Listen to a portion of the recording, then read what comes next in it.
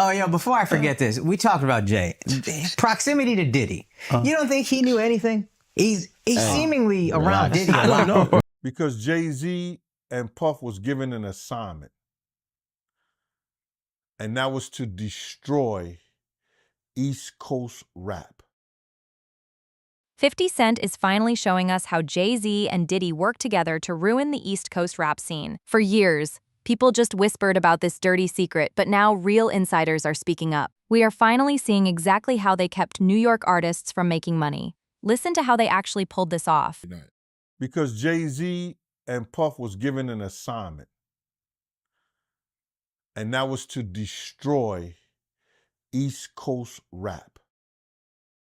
And what I mean... He makes it sound like a normal business move, but underneath all that, something more honest starts to come through.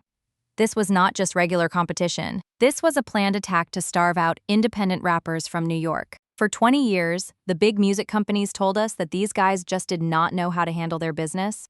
They made it look like it was their own fault. But the truth coming out now is much darker. We are looking at a giant roadblock built by the exact same guys who were supposed to be the leaders of the city. When you control the record labels, the radio stations, and the news, you do not have to be a better rapper than the next guy. You just make sure no one ever hears his music. Think about how much money was stolen from artists who got blacklisted just because they refused to sign their rights away to the wrong people. 50 Cent has been fighting against this exact unfair system for a long time.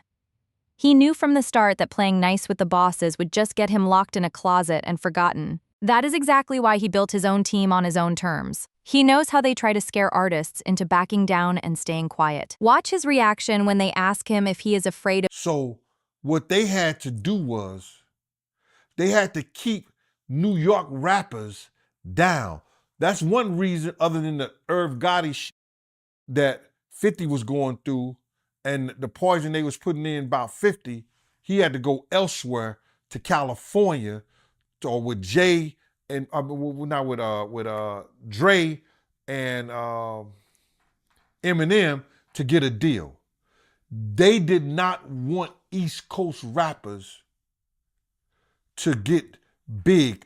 They were suppressing all new artists that was coming out of New York. Jay and Diddy was doing that. Of Jay-Z. He is laughing and making fun of how Jay-Z dresses now, but if you listen closely, you can hear the real issue hiding in the joke. Jay-Z stopped dressing like a guy from the streets and started wearing expensive suits and smart glasses. By doing that, he made himself look very safe to big corporate companies. He completely protected himself from the dirty street rules that he and Diddy were allegedly using to hold other rappers back. It is a very smart and nasty trick. While other artists were fighting each other for pennies on the street, the guys who started the fight were sitting safely in rich offices. And that's where this ties back to what 50 Cent already admitted about who you hang out with. When you're friends with the biggest bosses in the business, the media stops asking you hard questions. You become untouchable. But 50 points out a huge problem with this safe image. His close friendship with Sean Combs. You cannot sit in the same VIP rooms, share the same money, and go to the same private parties without knowing the dark secrets. The other people in the room hesitate because they know exactly what was happening behind closed doors. Listen to Gene. Goes, let's get it straight. Nobody's just afraid of 50 Cent. I want everyone to be clear. No one's scared of 50 Cent. At that point, his safe presentation, even the glasses, what the glasses represent? Intelligence, right? A nerd, maybe? What are some of the things that come along with you being a nerd? Like, don't hit a guy with fly. He's not identifying with the transition and difference in the perception of Jay-Z. Now he's really safe, and people feel comfortable with him because they know he's not going to do anything inappropriate or try not to. Meanwhile, when he's saying he's not afraid of 50 Cent, why would you have to make that clear when no one's ever asked me if I'm afraid of Jay-Z?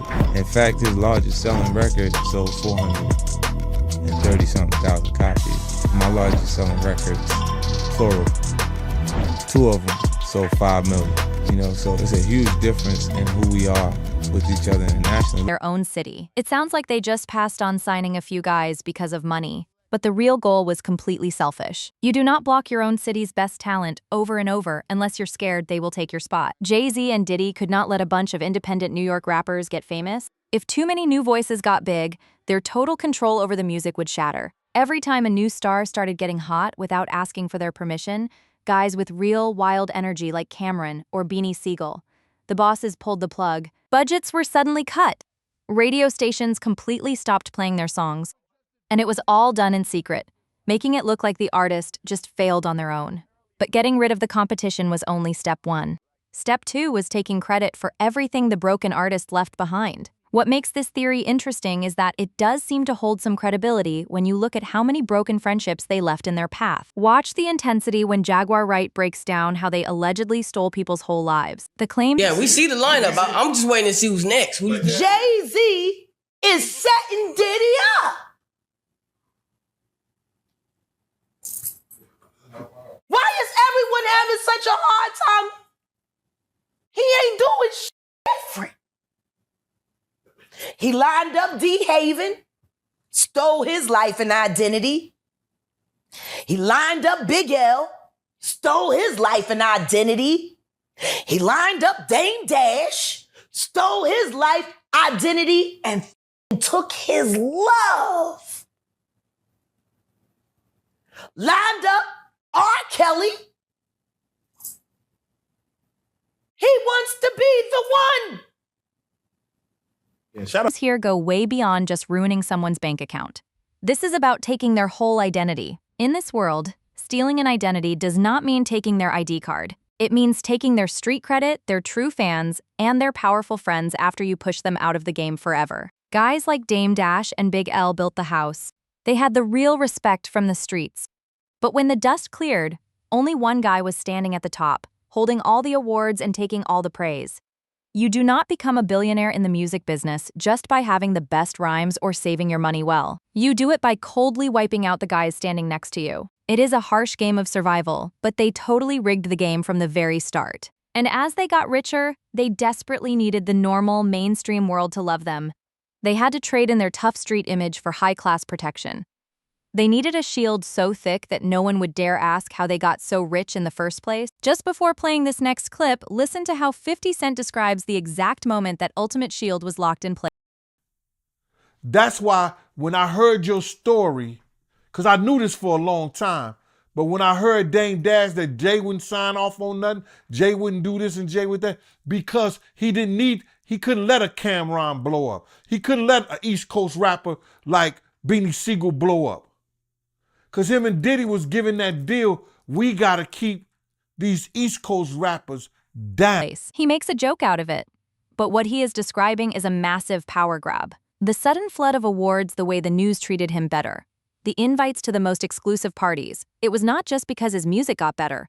It was pure protection that he bought through marriage. By teaming up with a widely loved, untouchable star like Beyonce, the street hustler suddenly became a high-class hero. His entire story was magically rewritten overnight. You cannot look deeply into the past of a man who represents Black excellence on a world stage. If you try to dig up his past, people will say you're attacking the culture itself. That is the best defense anyone could ask for. And it worked perfectly for years. That shield was so strong that a lot of shady stuff, especially things involving Diddy, was allowed to happen right out in the open. But now, that fake front is breaking apart. The people who were paid to protect these guys and keep their secrets are finally getting tired of lying. That's where things start to connect. Pay attention to how the bodyguards and workers who were hired to stay quiet are now speaking out loud. Jay signed his contract. The big one was with Beyonce. Mm-hmm. When he signed that contract, the marriage contract, he got trophies. Now those fucking trophies, trophies came rolling in, buddy. He started getting Grammys left and right, man. I mean, look, listen, if you look at his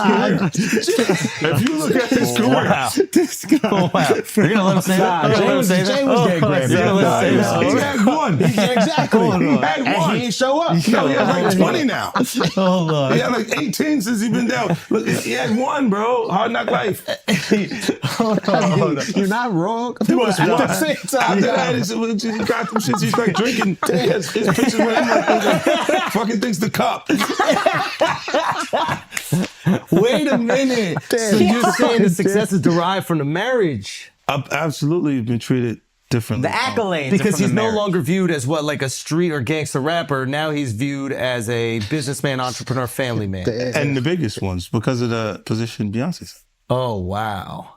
He sounds completely exhausted, like a man who has carried a heavy, ugly secret for his whole life. When the security guards and the muscle, the people paid specifically to look the other way, can no longer stomach what they saw, the whole house of cards starts to fall. The East Coast rap scene was not just ruined when it comes to money, its leaders ruined it morally. The artists who were kept down and the careers that were wrecked were victims of a group that cared only about absolute power, not the culture they bragged about leading. And this was not a crime where no one got hurt. Real people lost their jobs, their platforms, and their peace of mind, while the guys who ruined them smiled on magazine covers. The smartest trick they pulled was making everyone believe the victims just didn't work hard enough. They used the idea of the hustle to hide the fact that they were bullying and blocking people. They told artists to grind harder, while they were secretly calling radio stations to block their songs. But silence does not last forever, and 50 Cent knows it. He is forcing the whole industry to face the ugly truth. He refuses to let the big bosses hide in their giant mansions while the mess they made hurts everyday people. Watch his raw take on why staying quiet makes the entire culture look guilty. He is Personally, right? How do you think people view Puffy right now with everything coming out? Well, my perception of the public opinion is that right now, I believe not only that I wouldn't say people hate him, people just think that he's probably one of the nastiest MFs that ever was in the industry, ever. placing the blame right on the shoulders of anyone who stood by, watched it happen, and took a paycheck instead of standing up for what was right. The fall of East Coast rap was not an accident because fans wanted different music. It was a planned hit. A whole era of music was forced to fail so a few guys could rule without anyone challenging them. Jay-Z and Diddy built giant castles using the bricks they stole from other artists' houses. They sold the fans a fake dream about sticking together and winning as a team. But behind closed doors, they were the ones breaking the team apart. Now that the blueprints of this dirty game are being dragged into the light, we have to rethink everything that happened in the 90s and 2000s. People that are looking on the separation between their hardships or their the things that they got going on that would be issues and what a celebrity's issues would be. Wait, what does that mean? They think all celebrities are doing the same thing. Yeah. Right, and when you see, if I wasn't saying anything, guess what? You could safely say that a person on the outskirts that is not involved in hip-hop culture could think that everybody in hip-hop culture is with that shit. So by you, you're good, bro. That's great. You're fucking good. Yeah. He's protecting hip-hop. Yeah. If you don't speak out and make them the weirdos, then they're going to think everybody's Every like single that. person is like that. 2000s. The guys no one could touch are finally getting touched by the truth. But the real question is this.